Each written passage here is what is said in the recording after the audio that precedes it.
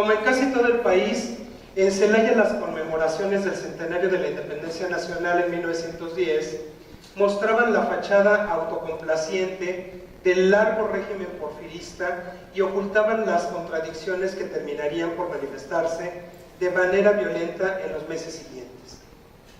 En el marco de la efervescencia centenaria celayense, desde 1906, el ayuntamiento había cambiado la columna de la Independencia, instalado el kiosco del jardín principal y emplazado el mobiliario urbano. Ya en 1910 se inauguraron 2 escuelas, una biblioteca y se cambiaron los nombres de algunas calles y plazas. El 15 de septiembre, en el Paseo de la Alameda, se ejecutó por primera vez la jura a la bandera. Se repartió ropa y juguetes a los niños menesterosos, se inauguraron los baños del centenario y la estatua de Ignacio Allende. Finalmente, el día 16 se realizó un emotivo desfile y como episodio climático se inauguró la torre hidráulica, la famosa bola del agua, aquella a propósito de la cual los celayenses bromean a los visitantes al decirles que está llena de cajeta. Qué padre sería, ¿verdad? Para la gruposa. Al igual que en el resto de las ciudades, grandes o pequeñas, las autoridades locales hacían eco de los afanes del gobierno nacional por mostrar dentro y fuera que el país se encontraba en la ruta del orden y el progreso.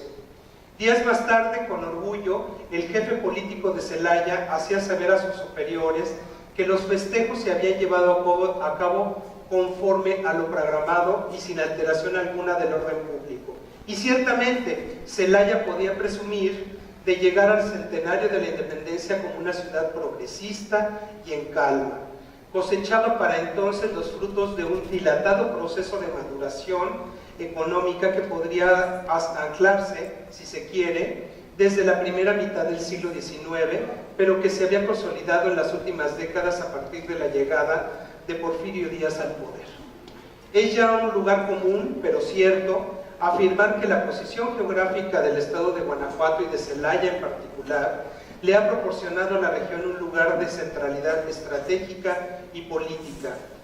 Dicha centralidad quedó de manifiesto cuando en una disputa por la presidencia el propio Díaz se presentó en Celaya en diciembre de 1876 para combatir a las fuerzas de su contrincante José María Iglesias, aprovechando de paso para confirmar a las nuevas autoridades representadas por el jefe político José Cantú.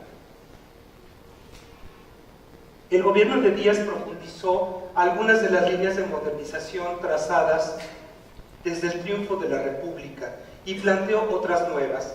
Este proyecto liberal se vio favorecido por una coyuntura internacional en la que las materias primas de países como México eran altamente demandadas en los centros industriales como Inglaterra y Estados Unidos, dinamizando así las actividades de exportación que, si bien de manera desigual, arrastraron consigo la producción volcada al mercado interno, como ocurrió de manera notable en el centro y occidente del país.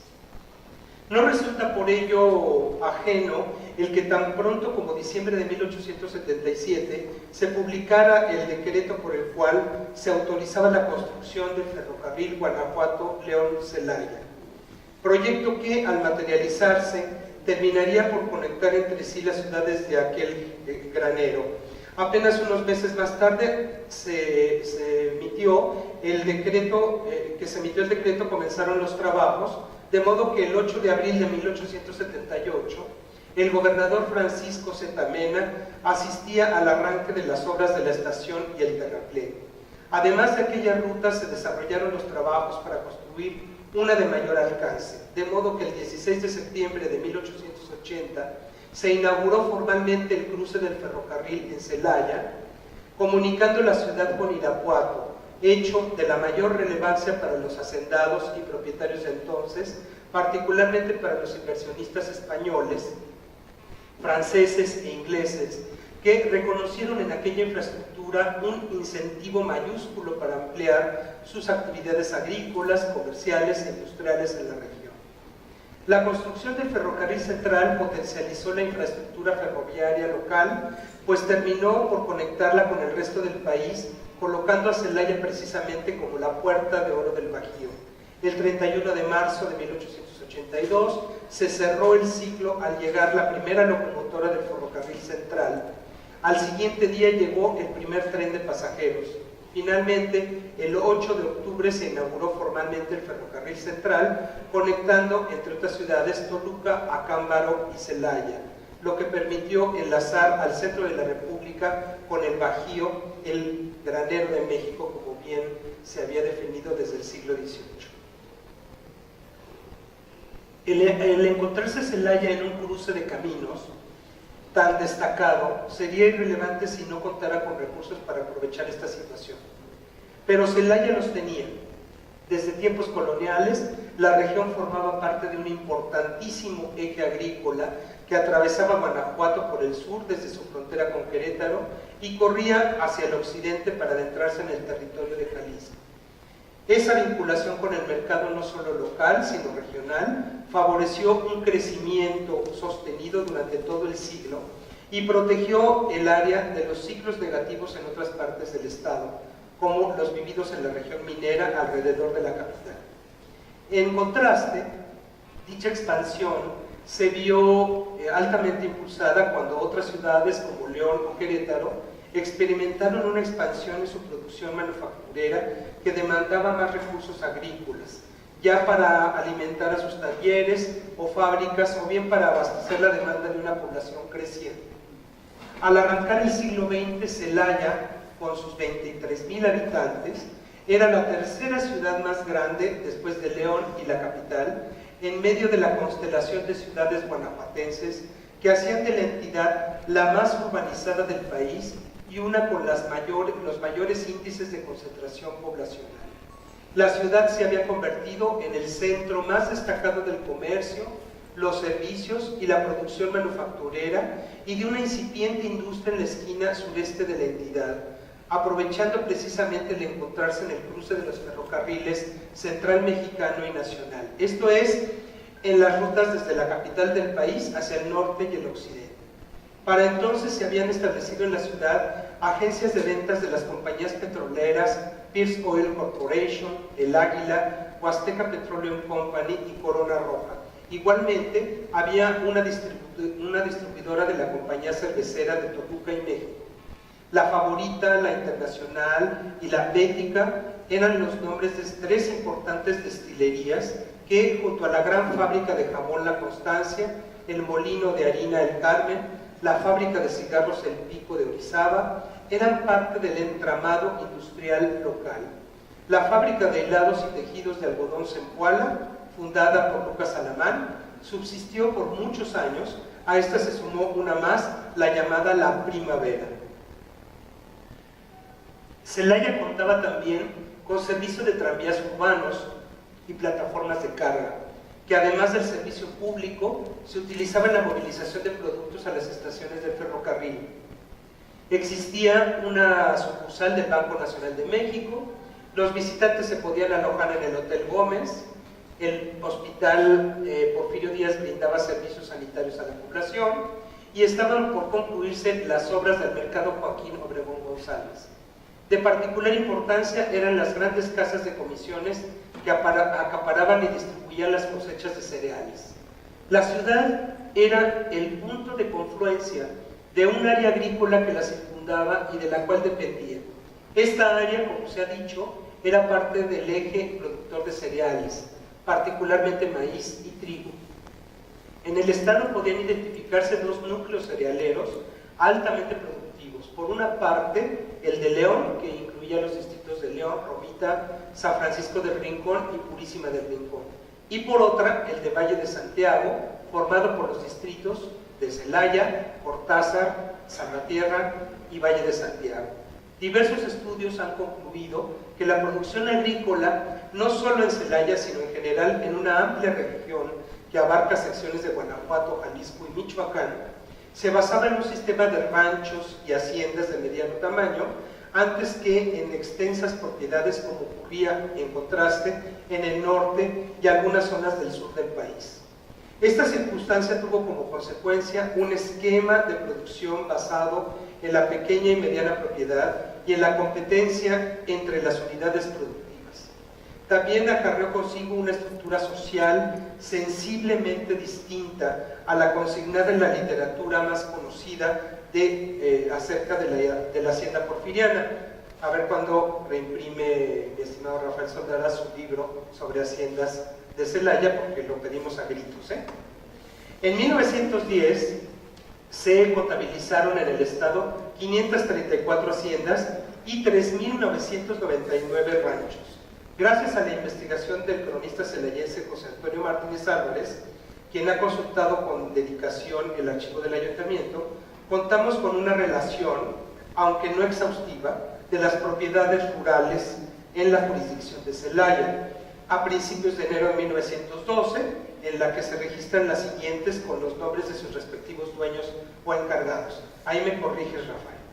Hacienda de Moralitos, del señor Arcaute, que era propietario; la hacienda de Jauregui, que era propietaria de Dolores A., viuda de Bazán; la hacienda de Aguirre, de Luis Flores; tenería del Santuario, de Fernando Arismendi; rancho de San Antonio Mújica, Mariano González, que era el propietario; hacienda de Santa María, J. Antillón, que era el propietario; haciendas de San Juanico, José María Ortiz, que era más bien como el encargado; San Antonio Espinosa, Macedonio Pérez era el propietario; las haciendas de Santa Rita y Camargo, con la testamentaría de Juan Oliveros; ranchos Tenería de Valdés y El Becerro, cuyo propietario era José Reynoso; las haciendas de San Antonio y Concepción, cuyo propietario era Juan F. Gutiérrez;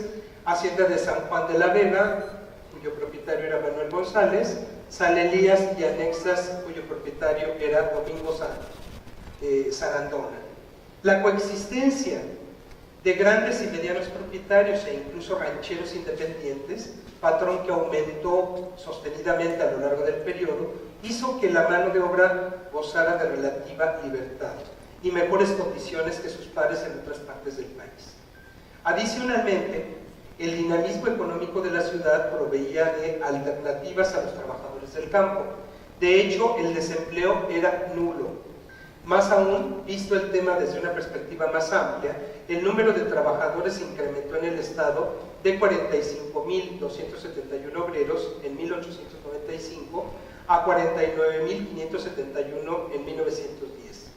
Existe un consenso en aceptar que, no obstante la intensa vida asociativa de los trabajadores, principalmente los urbanos, estos no se convirtieron en factor de desestabilización social durante el porfiriato en esta región.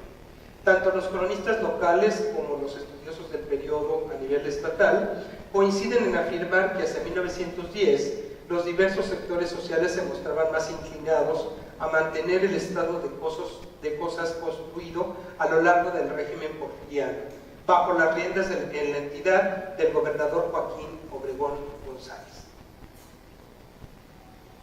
Que por ahí conseguimos una imagen.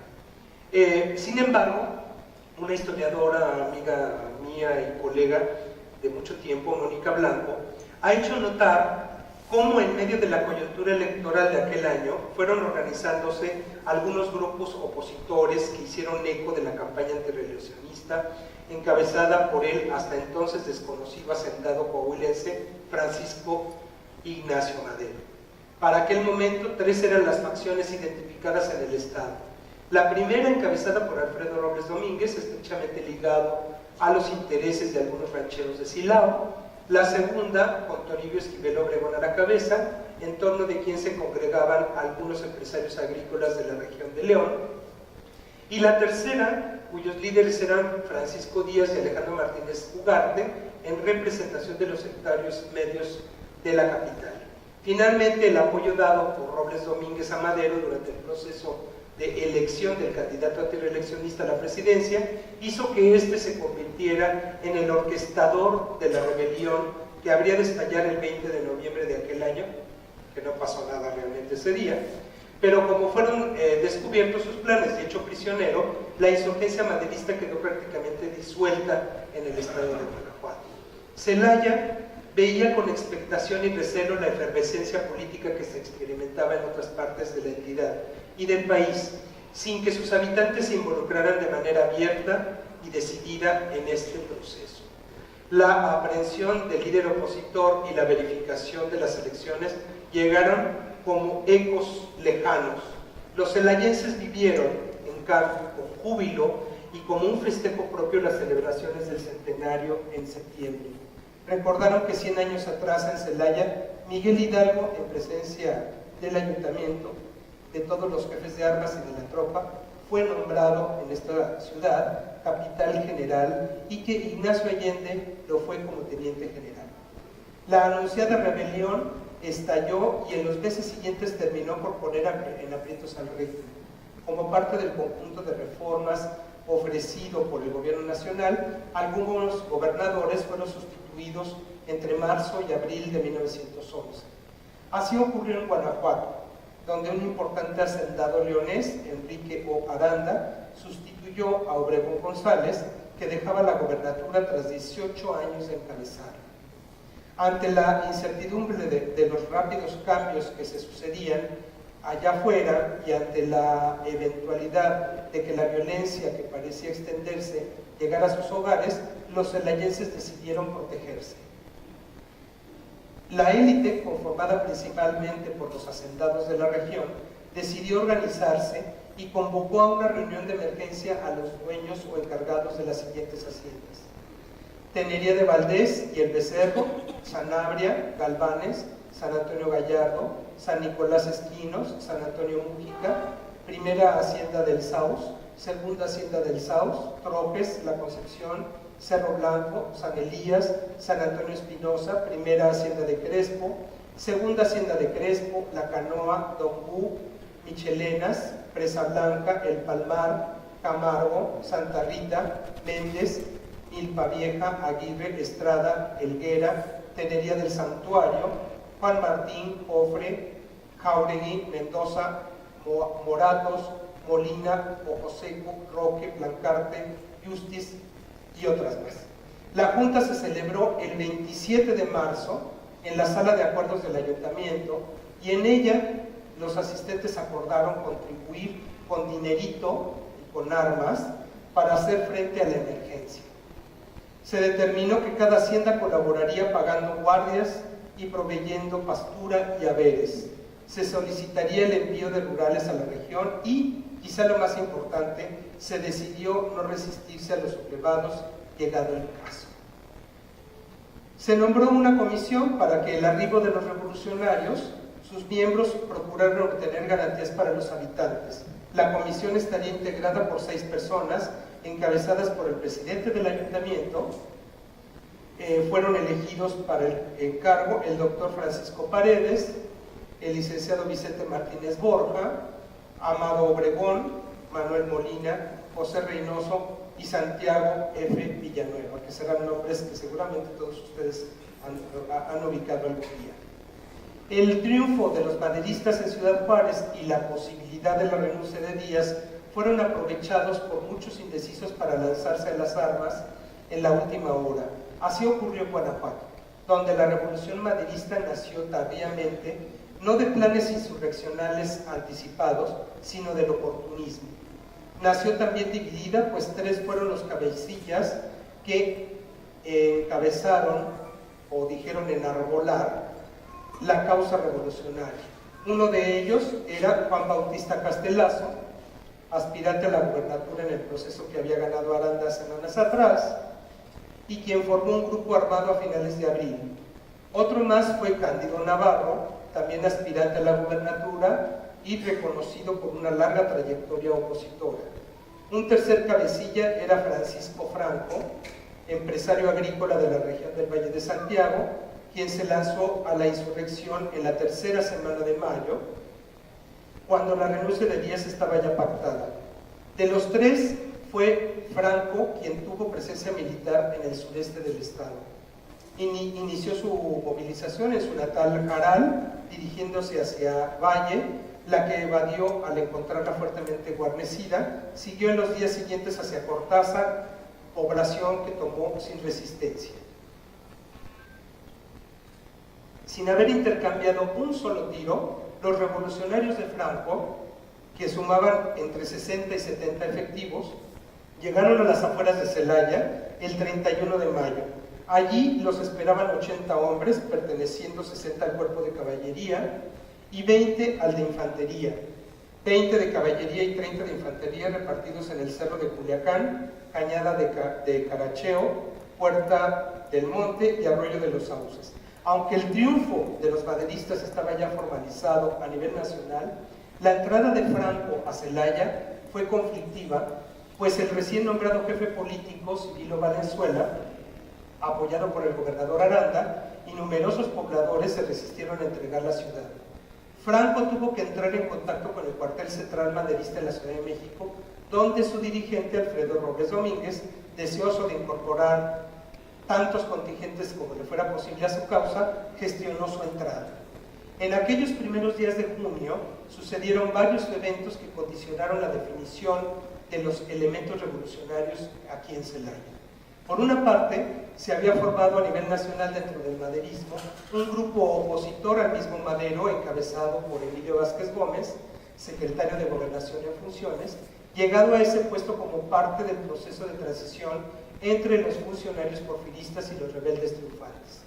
De otra parte, y vinculado con lo anterior, el 3 de junio fue sustituido el gobernador Aranda por su antiguo rival, Juan Bautista Castelazo, quien representaba la nueva línea de compromiso y continuidad enarbolada por el propio Madero. Ante ello, Vázquez Gómez, en una posición mucho más beligerante que la de Madero, buscó apoyar al otro líder rebelde, Cándido Navarro.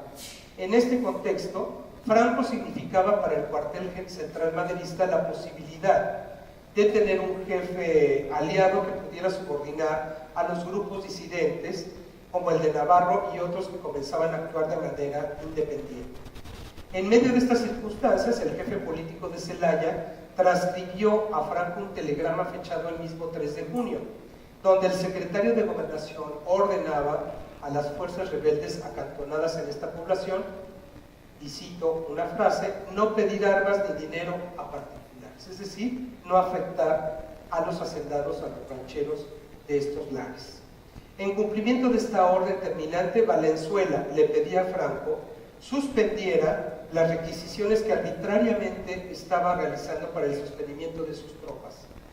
Pero por el otro lado, el propio Franco recibía el espaldarazo de los maderistas cuando a Navarro se le impidió pasar revista a sus tropas en Silao y se le ordenó que éstas fueran enviadas a Celaya bajo el poder del primero. La profunda división de las filas de los rebeldes triunfantes se acrecentó de modo que el fugaz paso del jefe insurgente por la ciudad solo brindó un episodio igualmente fugaz de aparente concordia.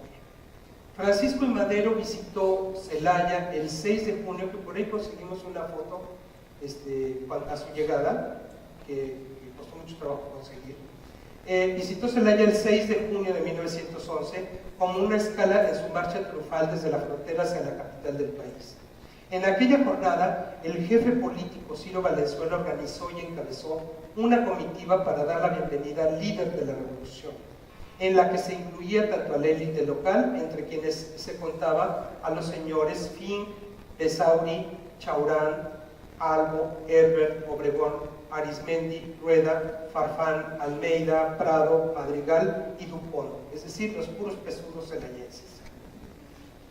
Bien, reunidos en la estación del ferrocarril central, los miembros de la comitiva aplaudieron la llegada de Madero, a quien se trasladó hasta los jardines del Molino del Carmen. Ahí, entre brindis, el licenciado Enrique Colunga pronunció un discurso que en su parte climática decía, fíjense nada más, porque a vuestra voz el verbo se ha hecho carne, ha resurgido a la realidad del México de la historia y nuestra patria vuelve a ser altiva y digna, siempre fiera y siempre brava. Señores, apurad vuestras copas por el inspirador de ese grito que ha sido a la vez inconsciente rebeldía del oprimido, reproche a los tiranos, alarido de triunfo en los combates, grito que comenzó a exhalarse ahogadamente y que repercutirá con voz vibrante en la eternidad de los tiempos. ¡Viva Madero!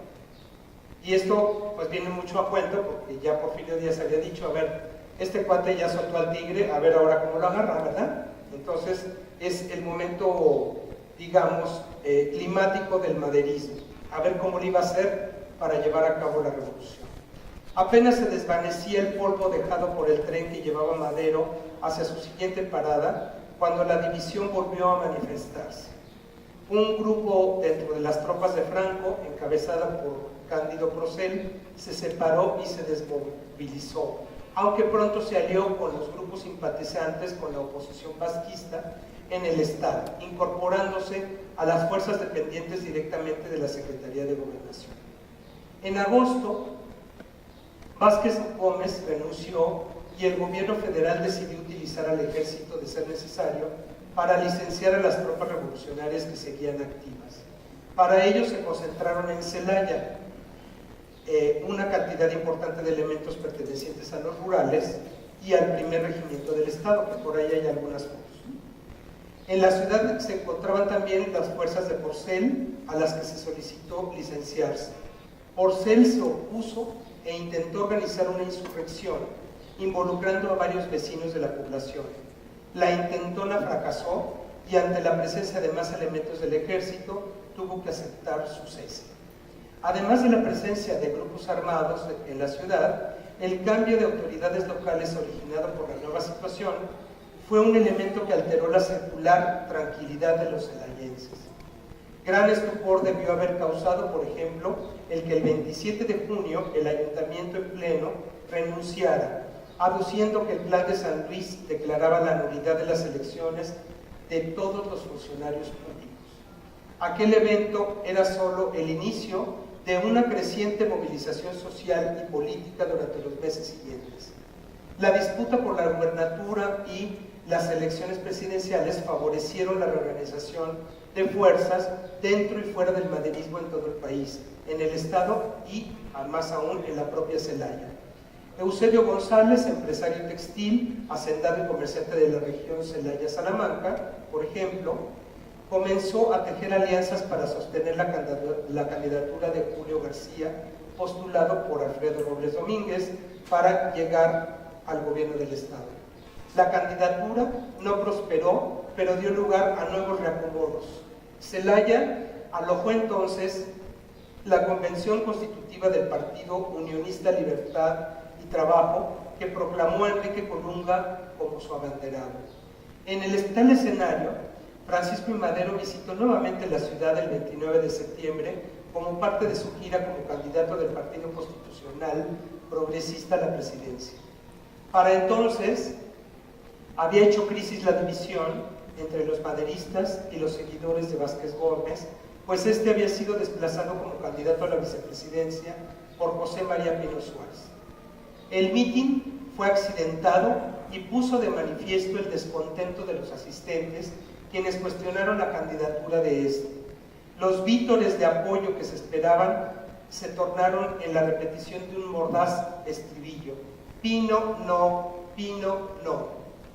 Los abucheos continuaron y las manifestaciones de rechazo escalaron al punto de que la casa donde se celebraba el evento fue apedreada y el mitin suspendido, impidiendo que Madero pudiera tomar la palabra. Este acontecimiento es muy significativo aquí en Celaya y fue muy significativo a nivel nacional porque en raros lugares habían impedido que Madero tomara la palabra. Las elecciones generales y las de gobernador se llevaron a cabo en las primeras semanas de octubre. Ganó la gubernatura del abogado celayense Víctor José Lizardi. En cuanto a las elecciones para el Ejecutivo Federal, los resultados en Celaya fueron los siguientes, según el informe del jefe político. Presidente, Francisco I. Madero, unanimidad, 99 votos. Vicepresidente, José María Pino Suárez, 57 votos. Francisco León de la Barra, 42 votos. Francisco Vázquez Gómez, 1 voto. Aquel desplante hecho a Madero no se reflejó en los resultados. Es decir, Celaya se hizo maderista, 100%. Espero que no se estén aburriendo, ¿eh? En Celaya y en general en la zona cerealera, como en el resto del estado, la movilización política estuvo acompasada con una inusitada movilización social iniciada desde julio de 1911, principalmente por parte de los trabajadores agrícolas y urbanos. El 9 de octubre los obreros de la fábrica de San Antonio emplazaron a un movimiento pacífico mediante el cual demandaban un aumento del 25%. Al no obtener contestación del patrón, decidieron irse a la huelga a la semana siguiente. La situación escaló a principios de 1912 en todo el estado. En Celaya, por ejemplo, mientras varios grupos de labriegos suspendían sus labores, algunos propietarios comenzaron a emigrar, por lo menos temporalmente, como ocurrió con el de la hacienda de Roque y anexas y el de la hacienda de Jofe. La situación obligó al gobernador Lizardi a convocar en marzo a los jefes políticos y propietarios de los distintos municipios para tomar medidas que redujeran el entorno de polarización que se vivía. El gobierno nombró un delegado de paz para que recorriera el estado y buscara convencer a los trabajadores de regresar a sus actividades. Asimismo, se otorgó un aumento salarial generalizado de 30 centavos en los lugares más conflictivos como Comonfort, Guanajuato, Romita y Celaya. Por primera vez desde el estallido de la guerra, la producción disminuyó en la región debido a las interrupciones en las actividades por parte de los labriegos. A ello se sumó ese año una inclemente temporada de lluvias que provocó graves desbordamientos e inundaciones en Salamanca y Celaya, cuya área habitable quedó reducida a la mitad. Tanto la movilización social como la vigilancia requerida para proteger las propiedades tras la temporada de lluvias llevaron a constituir un sistema de vigilancia y protección en el que se combinaban elementos civiles y militares. Eso fue muy común en el Bajío. El estallido de rebeliones en contra del gobierno maderista, particularmente las encabezadas por Emiliano Zapata en el sur y por Pascual Orozco en el norte, justificó la presencia de tales grupos de defensa en la región ante el temor de que las rebeliones se expandieran. El fraccionalismo que caracterizó a la revolución de 1910-1911 en Guanajuato se repitió en las distintas rebeliones antimaderistas en la entidad. Numerosos cabecillas, entre ellos Pedro Pesquera, Teodoro Barajas, Mauro Pérez, Benito Canales, Refugio Gómez y Simón Beltrán, dirigían gavillas dispersas que actuaban más como grupos de bandoleros que como una oposición ideológicamente coherente y estructurada. En torno a Valle de Santiago y, por lo tanto, de Celaya, se levantaron los hermanos Pantoja, encabezados por Tomás Pantoja. Estos grupos fueron un poco el terror en las haciendas y en los pueblos de gran parte del Bajío. El gobierno federal envió al ejército a contener las rebeliones en donde fuera necesario. En el caso de Guanajuato, desde agosto de 1912, el teniente coronel Luis Medina Barrón unificó a los cuerpos de voluntarios, acordadas, guardias municipales y milicia estatal y federal para hacer frente a los rebeldes. Mediante el empleo de tácticas muy violentas, logró reducirlos con relativa prontitud y eficiencia. Es lo que se debería hacer ahora con ciertas partes del país. Estas rebeliones también reflejaban la profunda decepción y descontento ante la limitada apertura política y la desconfianza hacia el imperfecto sistema democrático en ciernes. Las elecciones realizadas a mediados de 1912 para renovar el Congreso fueron más cuestionadas que las de octubre pasado. En Celaya resultó triunfante Flavio González Roa como diputado a la 26 legislatura federal. El proceso electoral distaba mucho de convencer acerca de su legitimidad, como lo asentaba un periódico local que decía: las últimas elecciones de diputados y senadores, se afirmaba en el periódico La Vanguardia del 4 de agosto, han venido a demostrar que el sufragio no es efectivo y que los principios proclamados por la Revolución en 1910 han sido falseados. Esas declaraciones aquí en Celaya realmente eran impactantes. Sin duda, esta militarización de la vida cotidiana facilitó el golpe militar que dio fin al gobierno de Madero en febrero de 1913 y llevó a Victoriano Huerta a la presidencia. Los cambios en la política que sucedieron a aquel evento, sin embargo, no alteraron demasiado la condición de inestabilidad que de por sí ya se vivía en la región.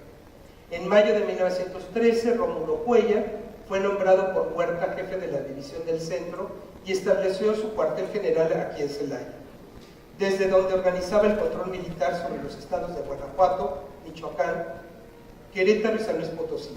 Semanas más tarde, a principios de julio, y tras la dimisión de Lizardi, vinculado al maderismo derrotado, Cuellar fue designado gobernador interino y comandante militar de Guanajuato.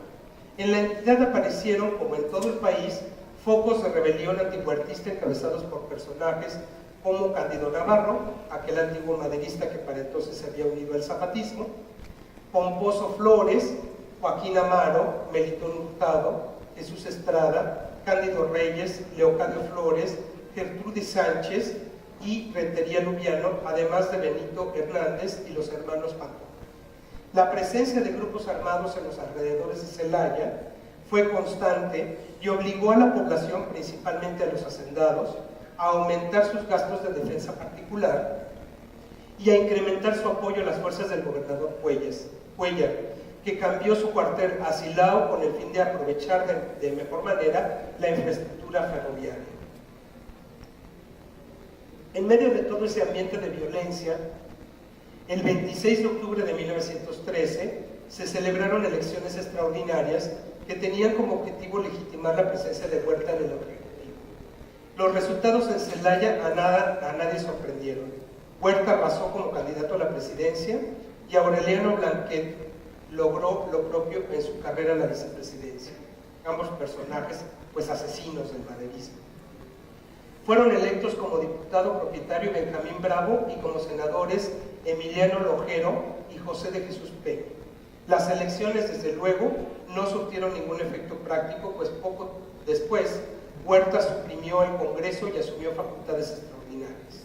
La situación en el Bajío comenzó a cambiar hasta mediados de 1914, cuando las tropas constitucionalistas avanzaron desde el norte hacia el centro del país, obligando al Ejército Federal a replegarse hacia la capital. En julio confluyeron en Guanajuato las fuerzas bajo el mando de Álvaro Obregón, de Pablo González y de Jesús Carranza. Francisco Murguía, al frente de la segunda división del Ejército del Noreste, fue tomando las ciudades más importantes de la entidad. El 29 de ese mes cayó la ciudad de Guanajuato y el 5 de agosto Pablo A. de la Garza fue designado gobernador provisional y comandante militar constitucionalista en el estado.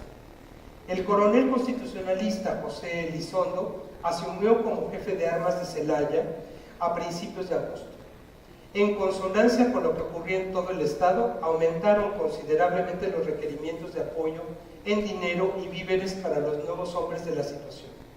El 9 de agosto Elizondo, mediante un desplegado público, apresuraba a los habitantes a hacer entrega inmediata de los caballos, armas y monturas que tuvieran en su poder. Ignacio Velasco, nombrado jefe político antes de la llegada de los constitucionalistas, actuó como contrapeso en defensa de los intereses de los celayenses ante las diversas disposiciones de los ocupantes. El gobernador de la Garza intentó implementar una política reformista en el estado que incluyó la expedición de algunos reglamentos en favor de los trabajadores y también una campaña anticlerical. Cuando Elizondo intentó aplicar esta última en Celaya, se encontró con la resistencia de los pobladores. Ojo, Velasco, el jefe político, convenció a Elizondo, por ejemplo, de que no celebrara una manifestación antirreligiosa a la que había convocado a los pobladores. También maniobró para evitar que estos fueran arrastrados en la formación de una guardia local que perseguiría a los grupos de bandoleros, argumentando que en la ciudad se había mantenido el orden. No pudo evitar, en cambio, que los templos fueran clausurados, ni la requisa por parte de las autoridades de la corona de oro y las piedras preciosas de la imagen de la Virgen de la Concepción, que terminaron en la oficina de Hacienda de la ciudad. Las disputas entre Francisco Villa, jefe de la poderosa División del Norte, y el primer jefe del Ejército Constitucionalista, Venustiano Carranza, terminaron por afectar la situación. Se estableció una convención revolucionaria en la capital que se declaró soberana, desconoció a Carranza y se respaldó en la Fuerza Militar de Villa. La convención se trasladó en octubre a Aguascalientes, mientras que Carranza y su gente se replegaron a Veracruz, dejando en manos de autoridades convencionistas la mayoría del territorio. Ante esta situación, muchos jefes revolucionarios en Guanajuato se pasaron a las filas de la convención, en particular bajo el mando de Villa, entre finales de 1914 y principios de 1915. Las nuevas autoridades villistas promovieron también una política en beneficio de los grupos trabajadores, pero a diferencia de los carrancistas, fueron respetuosos de la religiosidad local, punto nodal en esta área. De hecho, se reabrieron los templos y se devolvieron a estos las joyas y objetos de valor que les habían sido tomados. Para la primavera de 1915, las fuerzas convencionistas estaban muy divididas, mientras que las de Carranza recuperaban terreno rápidamente. Abril sorprendió al Bajío con la llegada de las avanzadas carrancistas, bajo el mando de Álvaro Obregón, prestas a enfrentar a las mermadas tropas de Villa.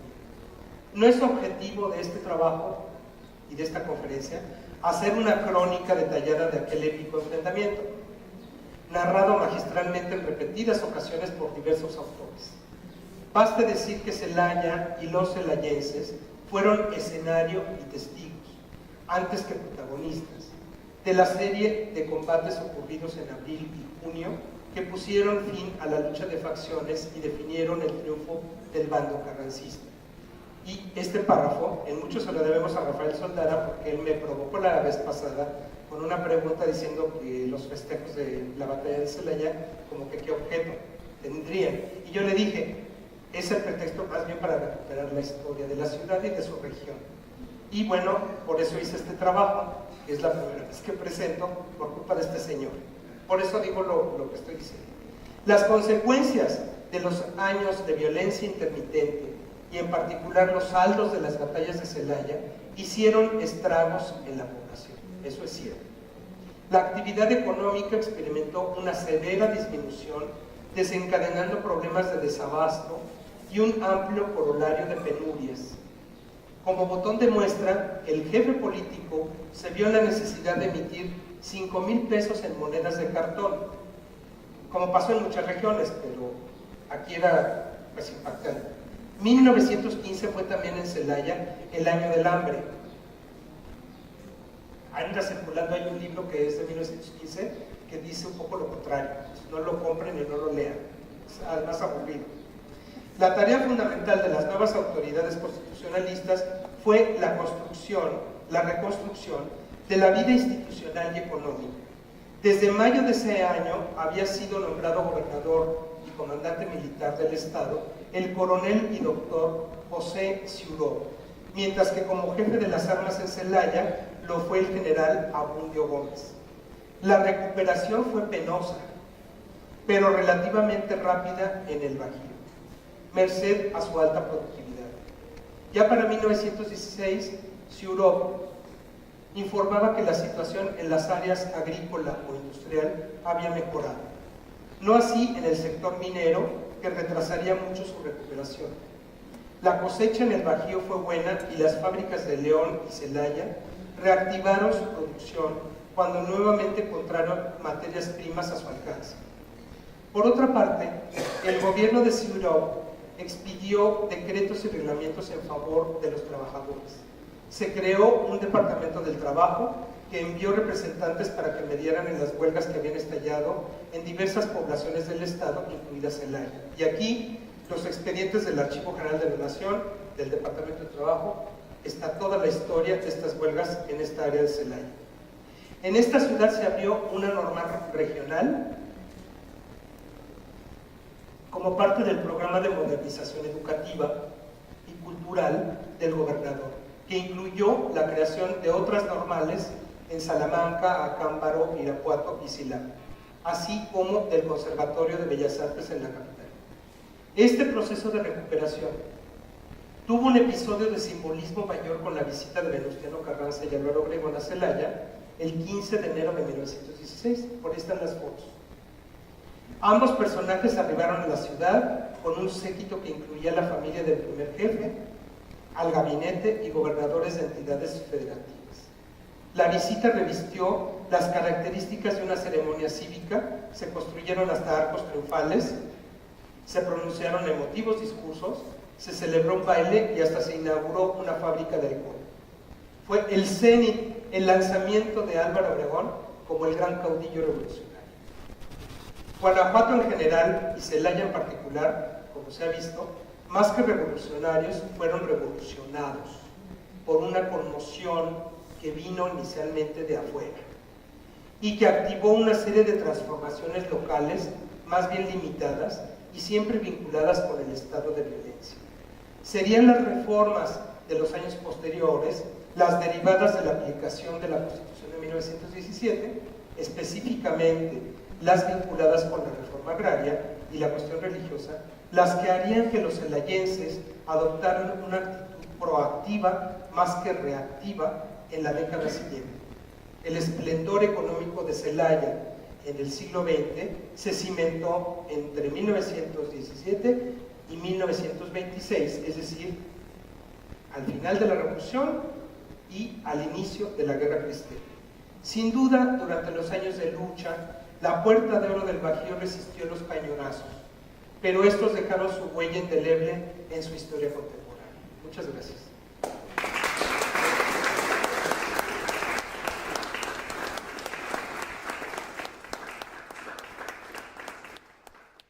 Iglesias, aprovechando de paso para confirmar a las nuevas autoridades representadas por el jefe político José Cantú. El gobierno de Díaz profundizó algunas de las líneas de modernización trazadas desde el triunfo de la República y planteó otras nuevas. Este proyecto liberal se vio favorecido por una coyuntura internacional en la que las materias primas de países como México eran altamente demandadas en los centros industriales como Inglaterra y Estados Unidos, dinamizando así las actividades de exportación que, si bien de manera desigual, arrastraron consigo la producción volcada al mercado interno, como ocurrió de manera notable en el centro y occidente del país. No resulta por ello ajeno el que tan pronto como diciembre de 1877 se publicara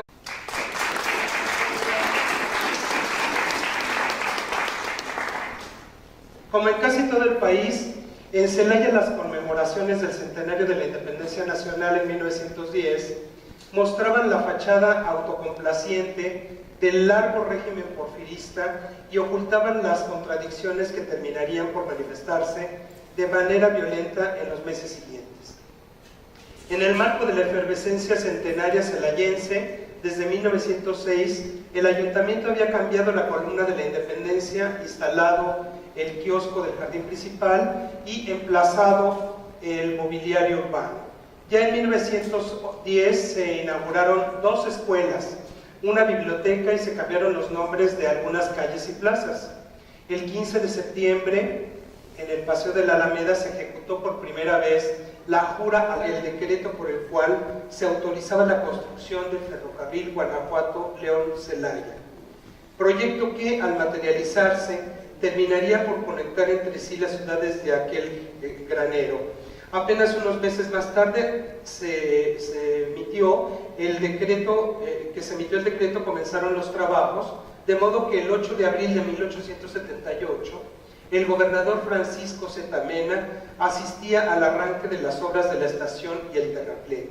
Además de aquella ruta se desarrollaron los trabajos para construir una de mayor alcance, de modo que el 16 de septiembre de 1880 se inauguró formalmente el cruce del ferrocarril en Celaya, comunicando la ciudad con Irapuato, hecho de la mayor relevancia para los hacendados y propietarios de entonces, particularmente para los inversionistas españoles, y sin alteración alguna del orden público. Y ciertamente, Celaya podía presumir de llegar al centenario de la independencia como una ciudad progresista y en calma. Cosechaba para entonces los frutos de un dilatado proceso de maduración económica que podría anclarse, si se quiere, desde la primera mitad del siglo XIX, pero que se había consolidado en las últimas décadas a partir de la llegada de Porfirio Díaz al poder. Es ya un lugar común, pero cierto, afirmar que la posición geográfica del estado de Guanajuato y de Celaya en particular le ha proporcionado a la región un lugar de centralidad estratégica y política. Dicha centralidad quedó de manifiesto cuando en una disputa por la presidencia el propio Díaz se presentó en Celaya en diciembre de 1876 para combatir a las fuerzas de su contrincante José María Bandera. Se repartió ropa y juguetes a los niños menesterosos, se inauguraron los baños del Centenario y la estatua de Ignacio Allende. Finalmente, el día 16 se realizó un emotivo desfile y como episodio climático se inauguró la torre hidráulica, la famosa bola del agua, aquella a propósito de la cual los celayenses bromean a los visitantes al decirles que está llena de cajeta. Qué padre sería, ¿verdad? Para la gruposa. Al igual que en el resto de las ciudades, grandes o pequeñas, las autoridades locales hacían eco de los afanes del gobierno nacional por mostrar dentro y fuera que el país se encontraba en la ruta del orden y el progreso. Días más tarde, con orgullo, el jefe político de Celaya hacía saber a sus superiores que los festejos se habían llevado a cabo conforme a lo programado